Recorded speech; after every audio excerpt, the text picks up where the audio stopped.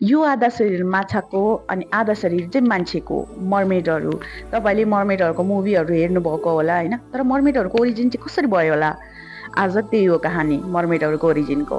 तर first mermaid चाहिँ हाम्रो हिस्ट्रीमा या माइथोलोजीमा अनुसार चाहिँ एउटा आर्तगिस भन्ने एउटा गडेस हुनुहुन्थ्यो। त्यहाँको नाम अलि अप्ठ्यारो छ, सो म गडेस मात्रै भन्ने छु ल। उनी चाहिँ फर्टिलिटी र वाटरको देवी थिइन् होइन। अनि उनलाई चाहिँ एक दिन एउटा मान्छेसँग प्रेम भयो, तर उनको डिभाइन पावरले गर्दाखेरि चाहिँ उनको प्रेमको कारणले त्यो मान्छेको मृत्यु भयो। जब त्यो मान्छेको मृत्यु भयो तब तिनी देवी एकदमै स्याड भइन्, एकदमै दुखी भइन्, एकदम गिल्टी फिल गरिन् कि मैले गर्दाखेरि उसको मृत्यु भयो भनेर।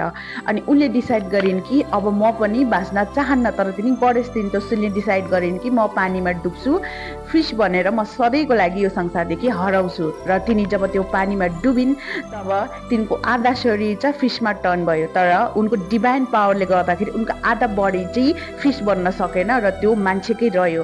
र उनलाई चाहिँ माइथोलोजीको फर्स्ट मर्मेड भनिएको छ। र त्यसपछि मर्मेडहरूको ओरिजिन सुरु भएको हो भनिन्छ हिस्ट्रीमा। अनि पनि धेरै देशहरूको आफ्नो आफ्नो स्टोरीहरू छ, तर मैले चाहिँ पाएको स्टोरी चाहिँ यही हो मर्मेडहरूको बारेमा। कि तपाईँहरूले मर्मेडहरूको मुभी हेर्नु भएको छ?